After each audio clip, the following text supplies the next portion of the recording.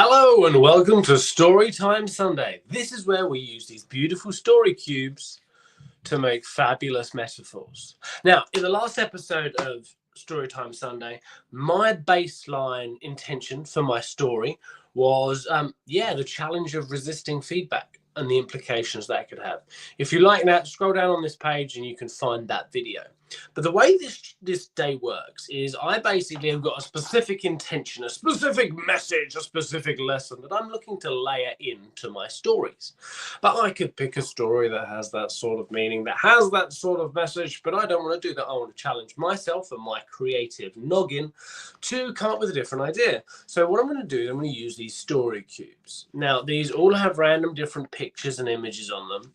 And before I started today, I decided that 5 was going to be the number. So of these 9 dice, I'm going to get 5 different ones. Let's go 1, 2, 3, 4, 5.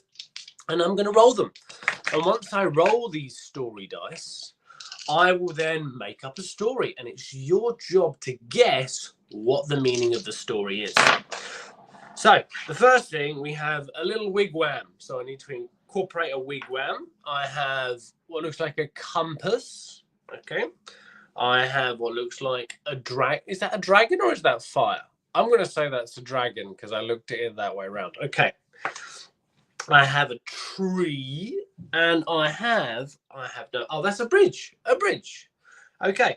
So I need to use a wigwam, a compass, a dragon, a tree, and a bridge. There we go. So that's what I'm going to incorporate into a story today. And it's your job to guess the message.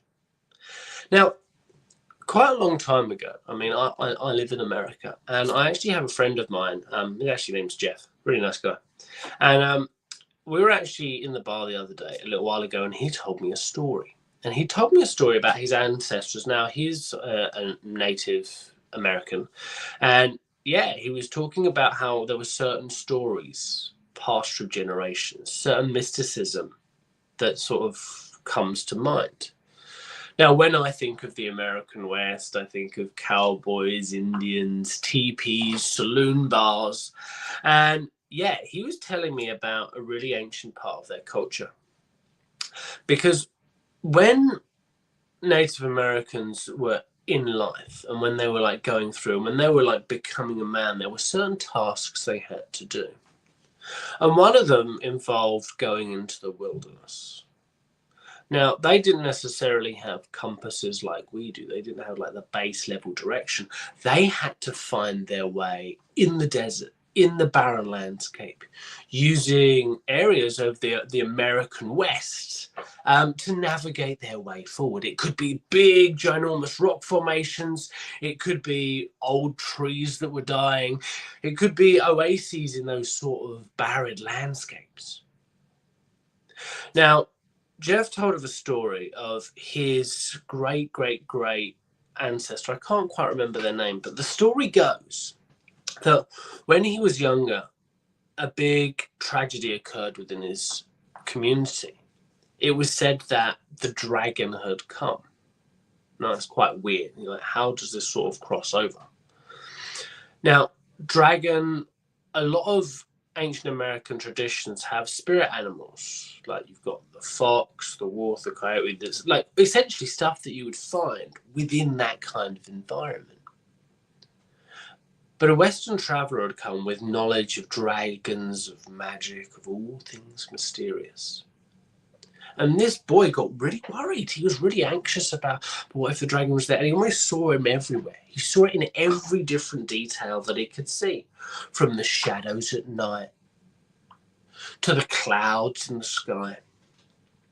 And he really started to become paranoid. He was hearing things. It was almost like, was the dragon whispering to him? Whispering unsavory thoughts, unsavory ideas. So he decided one day, okay, I'm going to deal with this. I need to find this dragon. I need to fight this dragon. I need to come to terms with this demon, this monster that's potentially going to destroy my whole community. So he packed his bag, he packed his knapsack. And yeah, Jeff said that he walked on quite a long journey. I mean, must have been like a 20, 30-minute chat in the pub. I mean, it was a pub. No, it was more of a bar, I'd say. You don't really get pubs. We get Irish pubs in the US, but it's really quite strange, really quite different.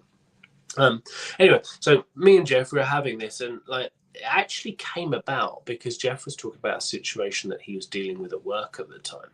And yeah, essentially he had so much work to do. Like he had so many different projects that he was handling. I mean, he's a project manager, a really great guy, spinning multiple different hats.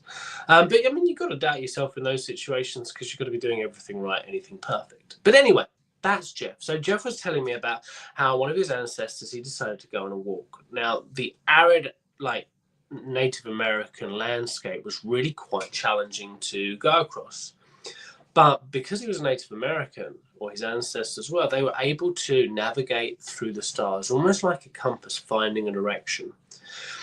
When at one point, Jeff's ancestor came to a bridge. Now, it wasn't just any bridge. Because when I think of a bridge, you think of like a wooden bridge that curves naturally, that's got this arch that goes over a waterway. But this was quite a different bridge.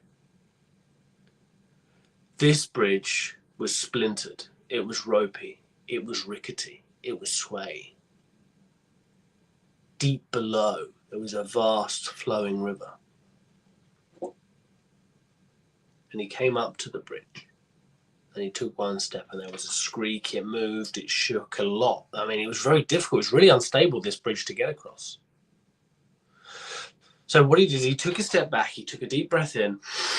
Then he looked at the bridge and he's like, okay, cool. Well, if I just, let's look at it. I can get over there. There's certain steps. If I don't focus on all the little details, all the little planks, if I just focus on making sure I'm keeping my core strong, keeping my center and taking steps forward, I'll get there. So he took a first step and then he heard a creak, a crumble, and then he moved forward and like some of the bridge started to give way and he was like, oh, screw this. So he just took a step back again. It's like, okay, cool. Well, what do I need to keep my support stable? What do I need to keep my support solid? So he took a deep breath in.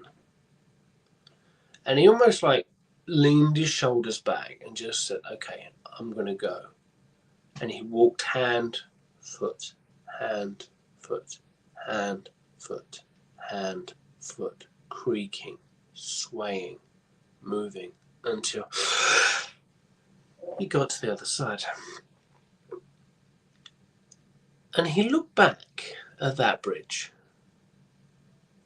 and he saw down below the shape of the rocks. It's really quite interesting, the shapes the rocks make.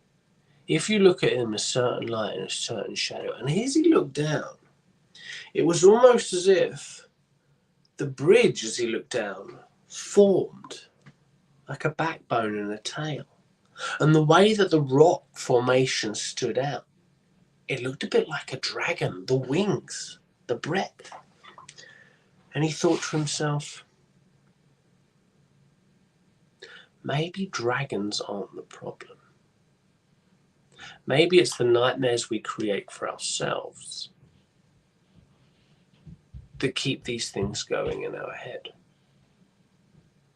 But when we take a deep breath back and we don't focus on all the minor things that could go wrong, obviously we need to be careful that we're going into safe spaces and that we're making our footing well.